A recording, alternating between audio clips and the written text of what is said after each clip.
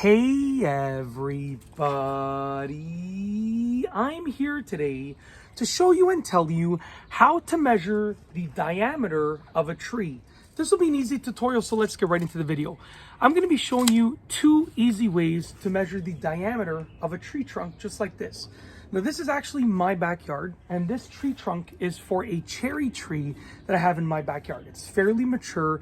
The previous homeowners had planted it, and then when we bought the home, it sort of came with the home. And I love this cherry tree, so I figured that I would use it for this demonstration. Sorry about that. Now the first method is going to be a very rough method, and essentially the diameter is going to be a straight line across the center of the tree trunk from one end to the other. So if you want a rough estimate, you can just take your measuring tape and you can essentially put it roughly in line with one end of the tree trunk, and then look and eyeball it on the other side and see roughly what it is. So I would take my measuring tape, I'll go a little bit higher so you can see. I put it roughly in line with this end, and then I'd look roughly here and I'd see it looks to be somewhere around about 12 inches in diameter, give or take. And that's just a very rough estimate. Now, if you want a more precise measurement, there's a little bit of a better way to do it. And what it involves is getting the circumference of the tree trunk. Okay, sorry about that. So the circumference is going to be the distance around the tree trunk.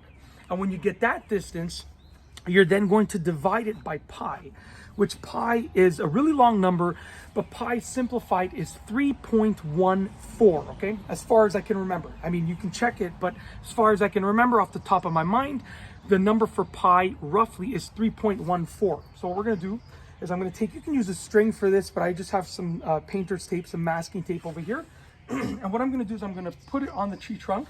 I'm gonna remove it in a second, but I'm just going to get a distance around in terms of the circumference.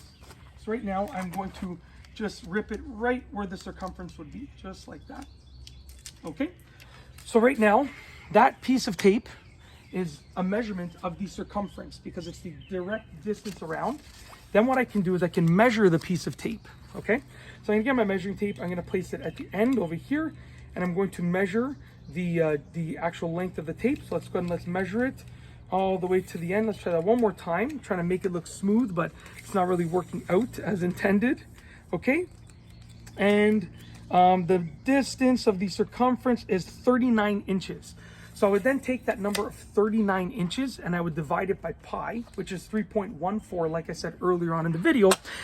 And then I would get my diameter, okay? And that's a pretty precise calculation.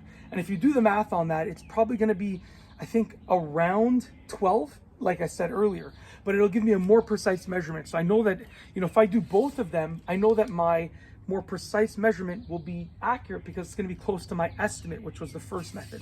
First method is a very rough estimate. The second method is a more precise measurement. It might not be like exactly precise, but it's more precise.